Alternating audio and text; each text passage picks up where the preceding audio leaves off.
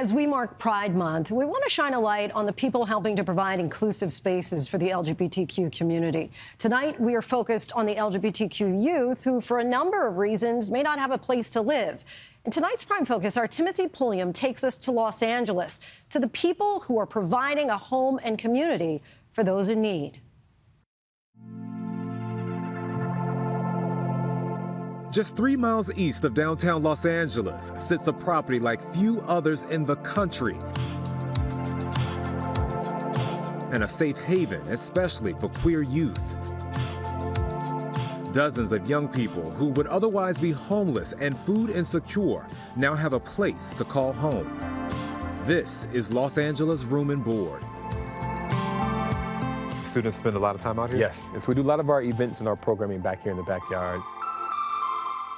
What is Los Angeles Room and Board? LA Room and Board is focused on ending homelessness, but really as a tool for college completion so we can ensure that folks get to graduation. And why is that important? The California Budget and Policy Center forecasts that by 2030, the LA region will experience a deficit of 1 million college-educated workers.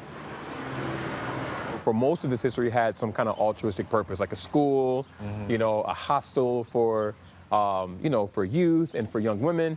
LA Room and Board's Dunamis House looks more like a luxury boutique hotel than a typical dormitory or shelter, providing 64-bed spaces for students, an on-site barbershop and cafeteria with a gourmet chef, study areas, and lounges. I wanted to kind of create the best parts of my childhood, where there were a lot of people around, a lot of noise and activity and laughter, and make sure that people felt like they could be safe. Researchers at UCLA estimating 1 in 5 community college students, 1 in 10 California State University students, and 1 in 20 University of California students experience homelessness. 38% of the folks who, occupy, the homeless sector are Black people. We only make up 9% of the population here in LA. 40% of the folks who exist in the homeless sector are queer youth. In fact, the National Coalition for the Homeless estimates LGBTQ youth are 120% more likely to be homeless than non-queer youth. We're so used to people denying us of being their kids because of our gender expression, of us being, gay, transgender, gender nonconforming. Like, it's always a problem. And so when something's a problem, people are always going to give you a hard time. And I never felt like the parents that I've had accepted me for who I was. Sherbet Diaz arrived 6 months ago to LA Room and Board after aging out of foster care with no place to go. What I like about here is even the messages that they send, come as you are. When I moved in here, I was so amazed. I was so wowed. I've never seen anything like this. This is one of one. This is literally so special. Protecting queer residents like Sherbet hits close to Sam's heart and his own identity. The Detroit native grew up as the 12th of 14 children in a religious family. I had some challenges, right? I remember the moments, when you're born and raised in church, right? And all the sort of messaging you get about who you are.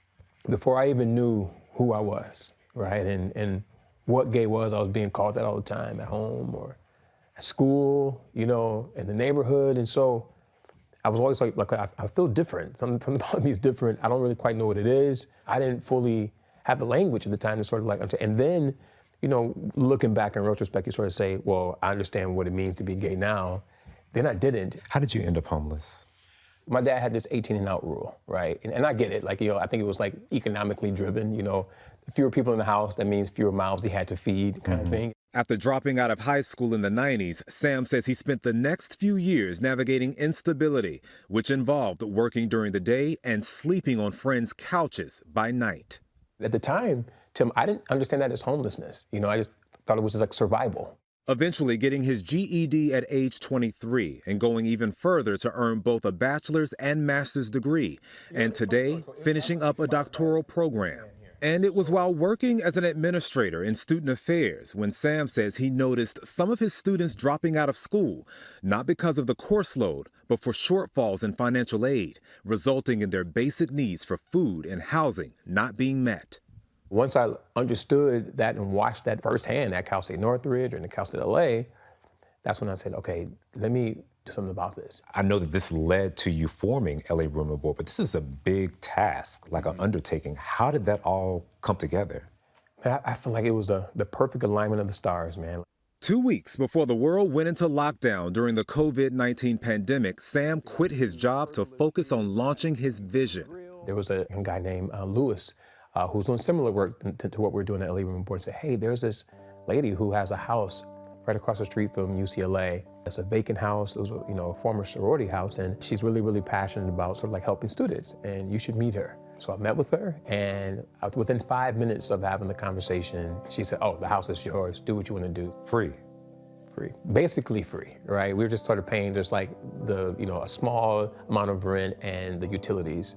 To have a house in Westwood, right, which is like adjacent to Bel Air and Beverly Hills, and where we can actually sort of provide some hope, especially during the pandemic where people were really feeling some pain. The nonprofit, starting a few years ago with just 10 bed spaces, now has nearly 200 in 3 locations across LA. That is amazing. People caught the vision. Mm-hmm. And all you need is one yes, is what it sounds like. Absolutely. You got your yes. Yeah, I got a major yes. Yes, you did. A once $500,000 budget, he says, now balloons to more than $5.5 million a year, supported by a mix of public, private, and legacy donors. I feel optimistic about our ability to sort of like keep that going, but we always need resources. Those resources supporting Anasha Venhuda, a junior studying business at Cal State LA. The 25-year-old could not afford an apartment and was couch surfing before arriving here last summer. What has the experience been like? It's been such a wonderful, supportive experience here. I got my first 4.0 last semester ever because of the support that they provide here. I don't have to worry about like my next meal or, having a roof over my head. And the best thing is like the family environment that they've cultivated here. And I finally feel like I actually have a home for once. Sherbert, too. The 21-year-old is studying to get his real estate license. I'm happy now. I found myself. I found Sherbert. This year, the nonprofit Better Brothers LA, which grants college scholarships to queer youth, honored Sam's work with a Truth Award. I spent half of my life running away from my truth. And it's just wild to be in this space tonight. God, thank you. Wow. Coming into this space and sort of like creating this work has given me a sense of purpose that I feel like at any moment, like, God, you can take me now. I feel like I did what I was supposed to do on this earth.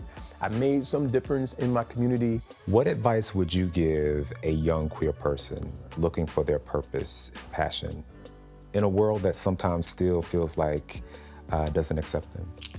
If you can kind of sift past the noise and find your community of people, because those will be your chosen family, right? And because all of us don't get lucky enough to sort of like have a family that loves us and embraces us for who we fully are. When you don't have that with your biological family, there's a family out there waiting for you, I promise, that will embrace you, that will celebrate you, challenge you, and love you just the way you are. Our thanks to Tim for that.